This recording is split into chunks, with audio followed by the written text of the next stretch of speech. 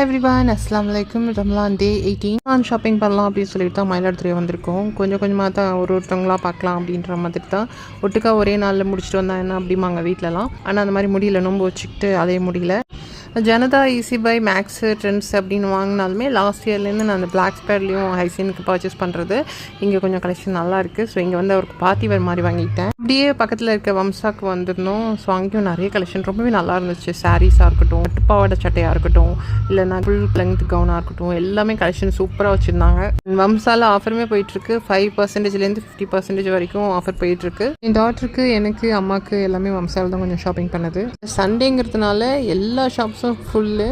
நாங்கள் கொஞ்சம் நிஷாலெல்லாம் போய் வாங்கலாம் அப்படின்ற மாதிரிலாம் யோசிச்சுட்டு இருந்தோம். நிஷாக்குள்ளெல்லாம் போகவே முடியல. எல்லா வருஷமும் எனக்கு ஒரு விஷயம் நடக்குதுங்க. நான் ஏதாவது ட்ரெஸ் அப்படி கையில் எடுத்து பார்த்துட்டு இருக்கும்போது என் கையிலேருந்து பிடிங்கிட்டு போயிடுறாங்க. அப்படி ஏதாவது உங்களுக்கு நடந்திருக்கான்னு சொல்லுங்கள். கேட்குறேன், நான் உங்களுக்கும் அப்படிலாம் நடந்திருக்கு அப்படின்னா அப்பாடா அப்படின்ற மாதிரி ஒரு ஃபீல் இருக்கும்.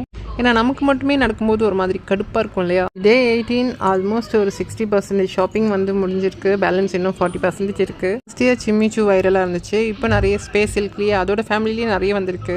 எதை எடுக்கிறதுன்னு தெரியலங்க, எல்லாமே அழகாக இருக்குது. கன்ஃபியூஸ் ஆகி என் ஹஸ்பண்ட்டை கேட்டேன்னா உனக்கு எது பிடிச்சிருக்கோ எடுத்துக்கோ அப்படிம்பாங்க. அதெல்லாம் இந்த இதுக்கு நான் என்ன வாங்கினேங்கிறத நான் அடுத்த வீடியோவில் உங்க கூட ஷேர் பண்ணிக்கிறேன். நான் நோன்பு வச்சுட்டேன். அம்மாவும் ஹைசீனும் சாப்பிட்ணும். மணி 3 மணிக்கு நாங்கள் வந்து கிரில் அண்ட் ஷேக் வந்தோம். அல்ஹம்துலில்லாஹ் எம்டி பிரியாணியாவது கிடச்சிச்சு. அது சாப்பிட்டுச்சோம். நான் அதை அப்படியே ஒரு பார்சல் வாங்கிட்டு வீட்டுக்கு வந்தாச்சு. ஃப்ரெண்டு கஞ்சி வாங்கி வச்சுருந்தாங்க. ஸோ நான் வீட்டுக்கு வந்து இந்த கடல் பாசியில் ஒரு ரோஸ் மில்க் ஜெல்லி மட்டும் பண்ணியிருந்தேன். ஸோ இது என்னவோ எம்டி பிரியாணி. ஆனால் என் ஃப்ரெண்டு என்கிட்ட கேட்டது, என்னப்பா அரபி ஸ்டைலில் இஃப்தாரா? அதாவது வாய்க்கு வந்தபடியெல்லாம் பேசப்படாது. எதா இருந்தாலும் நியாயமா பேசணுமா?